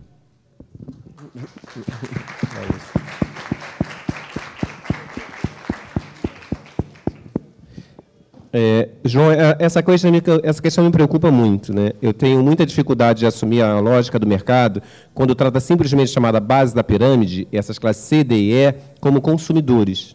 Uma vez num papo com o Guilherme Leal, da Natura, eu estava falando que a Natura tenta fazer uma coisa diferente, foi em 2007 isso, que é pelo menos vender para o cidadão e não para o consumidor. Pelo menos no plano discursivo afirma isso. O desafio fundamental é ele não simplesmente se incorporar aos moradores de favelas a essa dinâmica do mercado e do consumo e acabou. O desafio fundamental é que a gente questione essa dimensão do mercado como naturalmente só destinada a lucrar, lucrar, lucrar. Essa dimensão da ganância. É necessário cada vez mais discutir um conceito de a dimensão social do mercado. E aí que, efetivamente, ela ajuda a desenvolver o território. Isso aí não coloca em questão objetivamente, não nega a ideia de, efetivamente, grupos sociais diferenciados. Eu não gosto do conceito de classe. Eu acho que o conceito de classe foi a invenção genial de Marx, mas, objetivamente, quando você analisa a realidade, o mundo é muito mais plural, fragmentário, muito diferenciado, e é óbvio que existe dominação, é óbvio que existe exploração, é óbvio que existe opressão. Só que o conceito de classe ele é estruturante e polarizador. Ele secundariza um conjunto imenso de diferenciações. Eu gosto de trabalhar com a ideia de relação e de diferença. E eu tenho consciência de que os sujeitos são distintos, mas existem estruturas que são muitas vezes reprodutoras dessa dimensão da desigualdade. O nosso desafio, então, é construir um projeto de cidade que desvele essas formas de expressão e reprodução da desigualdade e busque caminhos de enfrentá-la. Eu acho que esse é o desafio que está colocado. E, para isso, a gente tem que reconfigurar e reconceituar um conjunto de coisas, como a questão de centro e periferia. Eu estou prometendo um livro à Heloísa Buarque de Holanda, que a discussão básica é as novas centralidades das periferias. Eu não gosto, como geógrafo, do conceito de centro e periferia, porque ele trabalha numa ideia hierarquizada, como se tivesse um ponto a chegar e onde estivesse outro ponto que estivesse subordinado e tem que ter como meta aquele Eldorado. Então, obviamente, eu acho que a gente pode até falar em centralização e periferização. Em termos de manifestações culturais, por exemplo, inovadoras no Brasil, nas grandes metrópoles, as favelas e os territórios populares estão criando coisas muito interessantes. Estão afirmando novas centralidades. O Brasil ocupa novos papéis no plano internacional. Existem novos movimentos de periferização, de centralização e de que a gente pode falar de pericentros. Então, o objetivo dá para pensar de forma diferenciada nessas relações entre os diferentes territórios a partir de perspectivas que rompam com a hierarquia. Por isso que eu tenho horror à lógica do choque da ordem. Porque ele trabalha com a ideia de ordem que tem como contraponto o caos. E o que não está dentro desse parâmetro da ordem hierarquizada, autoritária, de um governo que define a cidade como empresa, e que tem que ser regida como empresa, você alimenta uma lógica absolutamente onde um grupo específico vai definir, para o conjunto da população, quais são os mecanismos de ordenação dos territórios. E aí você não reconhece as pluralidades e as diferenciações. Todo mundo quer ordem. Todo mundo quer regular a ordem social de algum jeito. Por isso que os grupos criminosos dominaram as favelas. Porque existe uma forma específica de ordem. O desafio não é uma ordem contraponta a um pretenso caos. É uma ordem efetivamente que envolve participação, que reconhece as diferenças, que busca novas formas de se viver. Aí, necessariamente, a Diana, né? Tem que se ter uma concepção de ser humano, onde a gente quer chegar como esse ser, e não é um ser humano essencialista, é um ser humano em processo de criação permanente, que tem várias dimensões, que reconhece essa dimensão da dignidade. Por isso que eu trabalho com o conceito de dignidade, que é histórico. Hoje é indigno que todo mundo não tenha acesso à internet. Muito mais em questão básica de acesso a saneamento, educação, cultura e assim vai. É uma indignidade a periferia não ter equipamentos culturais. É uma indignidade a gente não poder produzir nossa existência com cada vez mais novas significações. Então é possível romper com essa ideia de centro e periferia a partir das hierarquias, dos modelos, recriando formas novas de lidar com as diferenças. E pensar um projeto, então, de sociedade que rompa com as velhas utopias, por exemplo, teleológicas, como eu já disse antes, e que a gente veja a utopia como presente estendido. Eu aqui estou me realizando como cada vez mais ser pleno. Cada um de nós se realizando agora, aqui, rompendo com a ideia de um projeto de futuro que faz um cara como Zé Dirceu virar o criminoso que é. Porque em nome do projeto que ele tem de futuro, permite-se qualquer ação, inclusive de corrupção, inclusive de violência profunda contra a República, violência profunda contra as pessoas. Esse tipo de projeto de luta de classe eu estou fora. Eu defendo efetivamente um projeto onde a gente se vá se reconhecendo e se humanizando e que a gente consiga caminhar nele, sem deixar de reconhecer as diferenças. Bueno, después de esta declaración tan elocuente, suena banal referirme a la geopolítica del arte, pero digamos es el campo en que yo me muevo. Trinh Minh Ha decía que cada primer mundo tenía su tercer mundo y viceversa. Y lo que uno ve cuando viaja a las regiones es que la noción de centro al cual se está mirando es una noción cambiante. No todo el mundo mira a Nueva York. Tal vez Sao Paulo mira a Nueva York, pero definitivamente Pelotas mira a Porto Alegre. Hay digamos, una desjerarquización relativa según uno va penetrando los territorios. Cuando estuve trabajando para la Bienal de Sao Paulo, fui a Río Branco, en el corazón en Acre. Probablemente no hay muchos de los que están aquí, brasileros que han ido a Río Branco. Yo estuve allá y allá no tienen preocupación por estar o no en la Bienal de Sao Paulo, porque ni siquiera piensan en Sao Paulo. El aislamiento es tal que generan como una realidad propia y consideran el aislamiento como una condición positiva. Entonces simplemente quería decir eso como para complementar lo que dices de a qué es lo que mira uno, y, digamos, con respecto a qué se considera uno una periferia y qué puede ser un centro. Ahora yo quería pedirle solamente 2 minutos a Pablo que hablara del proyecto pedagógico, desde cómo entiende él la transpedagogía, puesto que, digamos, como yo no soy un experto en esto, y por eso lo puse en la primera diapositiva, trabajé con una persona que realmente entiende cuál es el problema de articular el proyecto pedagógico a través del proyecto curatorial. Y ya expliqué la parte que yo podía hacer, pero me parece que sería interesante que Pablo dijera 2 palabras acerca de qué entiende él por la relación entre arte y pedagogía.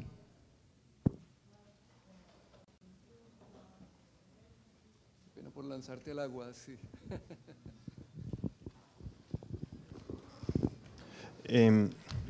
Bueno, hablé un poco acerca del proyecto pedagógico ayer, para aquellos que estuvieron en esta discusión, de manera que quisiera mencionarlo esta vez, pero también en relación a las otras cosas que se han dicho en este seminario, quizá con el interés un poco de unir los diferentes debates.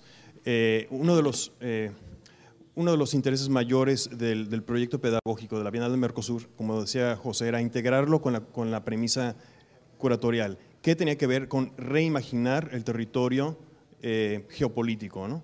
Entonces el proyecto buscaba reimaginar el territorio de la pedagogía. Y una de esas intenciones de reimaginación consistía en poder entender qué significa utilizar al arte como vehículo de la educación y la educación como vehículo del arte. De ahí que se trataran de trabajar con profesores que nunca habían ido a una bienal porque son profesores de historia, de geografía, de ciencias, hacerles ver que el arte contemporáneo no es arte solamente sobre el arte, que la educación del arte no solo es para aprender y saber sobre arte, sino que la educación de arte es para aprender y entender sobre el mundo, para hacernos ciudadanos del mundo, para hacernos unas personas activas que puedan tener una conciencia mayor de su realidad total. Porque el arte no está hecho solo para ser educado sobre arte, el arte está hecho por gentes que somos todos nosotros, gentes que vivimos la vida y que tenemos conflictos y crisis y reaccionamos de manera compleja y contradictoria en relación a nuestra realidad. De manera que la Bienal trataba de buscar también y explicitar esas mismas dicotomías. Creo que una cosa que no se acabó de responder fue la pregunta de Ricardo Basbaum, que de hecho Ricardo lo articuló 2 veces y creo que las 2 veces no se respondió, que era ¿por qué hacer estas prácticas sociales? ¿Por qué hacer estas prácticas políticas dentro del territorio del arte? O sea, ¿por qué tenemos que utilizar al arte como vehículo para estas cosas? Y creo que es una pregunta muy importante, puesto que tiene que ver un poco con la manera en que uno valida la existencia del arte o la manera en que uno descarta la posibilidad del arte de actuar dentro de su propia esfera. Esto fue uno de los temas que tratamos de abordar con la Bienal, pero creo que es una pregunta que continúa estando abierta y que yace al centro de lo que es el futuro, de lo que va a ser la manera en que hagamos el arte, la manera en que está evolucionando el arte y la manera en que está evolucionando los procesos pedagógicos y finalmente también pues que conecta con este simposio, la manera en que el público se relaciona, la manera en que estamos construyendo el público futuro del arte, la manera en que las próximas generaciones van a entender al arte como un elemento importante de su sociedad. ¿Qué lugar le vamos a dar a estos valores en nuestra sociedad? ¿Y de qué manera crítica podemos ver estas prácticas? ¿Cómo vamos a ejercer esa crítica y cómo vamos a utilizar esos valores, aplicarlos para que estas prácticas puedan seguir creciendo y se puedan seguir evolucionando?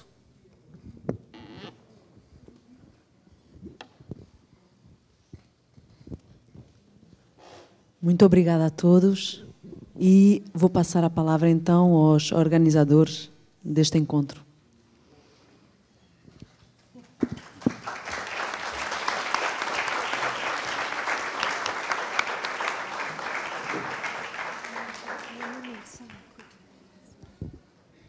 Eu vou falar bem rápido, tá? Apenas um agradecimento a todos.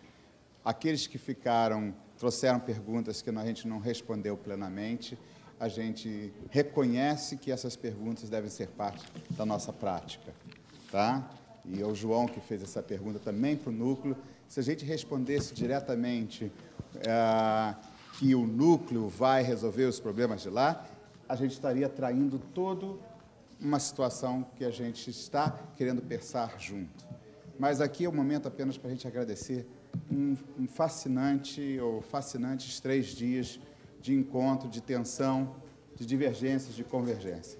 Muito obrigado a todos. Tá?